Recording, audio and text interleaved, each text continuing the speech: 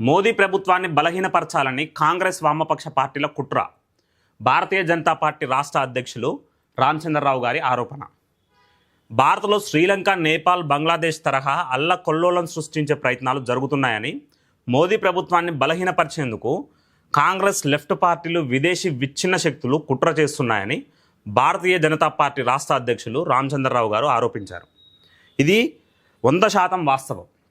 ఎట్లా చెప్తున్నానంటే, 40-50 రోజుల పాటు ఈ కాక్రోచ్ జనతా పార్టీకి సంబంధించిన నాయకులు నిరసనలు తెలుపుతుంటే రాహుల్ గాంధీ విహారయాత్రలకు పోయిండు, రహస్య యాత్రలకు పోయి ఉన్నట్టుండి ఢిల్లీలో ఊడిపడ్డాడు.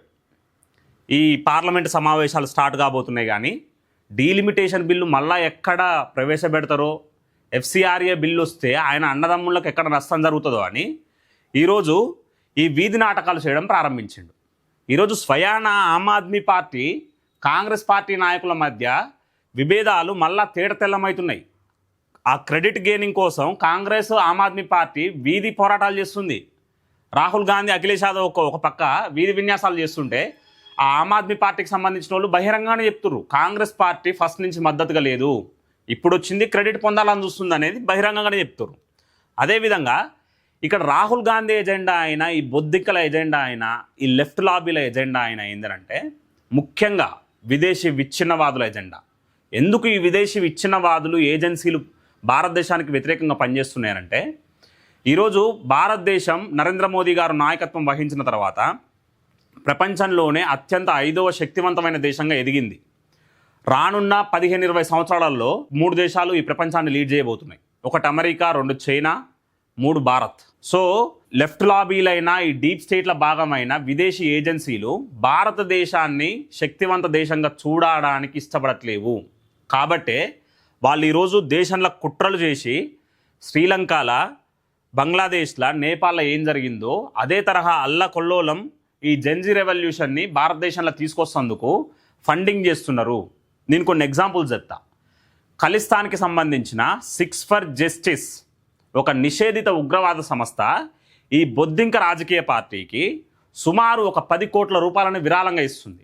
అంటే దాని ఉద్దేశం ఏంది? వీళ్ళు ఉగ్రవాదులతో కలిసి పనిచేస్తున్నాయి కదా, అంటే బొద్దింకలు, ఉగ్రవాదులు కలిసి పనిచేస్తున్నాయి. దేనికి? దేశాన్ని విచ్ఛిన్నం చేయడానికి. ఈ ఖలిస్తానీ ఉగ్రవాద సంస్థ యొక్క ముఖ్య ఎజెండా ఏంటిది? బాల్కనైజేషన్, అంటే దేశాన్ని విచ్ఛిన్నం చేయాలని, ముక్కలు ముక్కలు చేయాలని. అట్లాంటి నా కొడుకులకి మద్దతుగా నిలబడుతున్నారు ఇట్లాంటి ఇచ్ఛిన్నవాదులు, విపక్షాలు. సో ప్రజలందరూ ఆలోచించాలి, దేశం ఎటువైపు అడుగులేస్తుంది. గురువారం పార్టీ కార్యాలయంలో విలేకరుల సమావేశంలో ఆయన మాట్లాడారు. పూణే, ముంబై, హైదరాబాద్, ఢిల్లీలో జరిగిన కార్యక్రమాల వెనక విదేశీ శక్తుల హస్తం ఉంది. ఖలిస్తానీ శక్తులు ఖతార్, కెనడా, పాకిస్తాన్, బంగ్లాదేశ్ల నుంచి ఈ ఆందోళనలకు మద్దతు అందుతున్నట్లు ఆధారాలు బయటికి వస్తున్నాయి. స్వయాన ఓపీ ఇండియా పత్రికనే ఈ ఖలిస్తానీ ఏజెన్సీ బొద్దింకలకు ఎట్లా సాయం చేస్తుందో చాలా స్పష్టంగా చెప్పింది. మనకు ఆధారాలు కూడా క్లియర్ కనిపిస్తున్నాయి. ఈరోజు ఉమ్మర్ ఖలీద్ ఖాన్ బ్యాచ్ బొద్దింకలకు సంబంధం ఏంది? పార్లమెంట్ని కూలగొడతామని ఒకడు ఎందుకు అంటుండు? వీటన్నిటికీ ఈ బొద్దింకలు సమాధానం చెప్పాలి. నీట్ లీక్ ఉదాంతం వెలుగులోకి రాగానే కేంద్ర ప్రభుత్వం స్పందించి కఠిన చర్యలు తీసుకుంది. 31 మంది నిందితులను అరెస్ట్ చేసింది. విద్యార్థులకు అన్యాయం జరగకుండా అవసరమైన చోట రీ ఎగ్జామ్స్ కూడా నిర్వహించింది. సో నరేంద్ర మోదీ గారు నిన్న వీడియో సందేశం ద్వారా చాలా స్పష్టంగా చెప్పారు, నీట్ అక్రమాలు వెలుగు చూడంగానే సుమారు ఒక 31 మందిని అరెస్ట్ చేసినాం, వాళ్ళందరినీ జైల్లో పెట్టినాం, ఫాస్ట్ ట్రాక్ కోర్టులు కూడా ఏర్పాటు చేయబోతున్నాం, వాటి ద్వారా అత్యంత వేగంగా విచారణ జరుగుతుంది, వాళ్ళని శాశ్వతంగా జైల్లో ఉండేటట్టు చేస్తామని చెప్పినా కూడా ఈరోజు బొద్దింకలు వినకుండా దేశ విచ్ఛిన్నవాదులకు అనుకూలంగా పనిచేసుకుంటా వాళ్ళ ఎజెండాని ఫాలో అవుతూ ఈరోజు దేశంలో అల్లకొల్లోలం సృష్టించడానికి ప్రయత్నిస్తున్నారు. జెన్జీ రెవల్యూషన్ పేరుతోటి దేశాన్ని విచ్ఛిన్నం చేయాలని ప్రయత్నిస్తున్నారు. వీటన్నిటిని, ఈ పరిణామాలని ప్రతి భారతీయుడు గ్రహించాలి. సైడ్ లైన్ అయింది మొత్తం ఇష్యూ. అసలు నీట్ ఎగ్జామ్ ఇష్యూ మొత్తం అసలు ఎక్కడ ప్రస్తావనలోనే లేదు.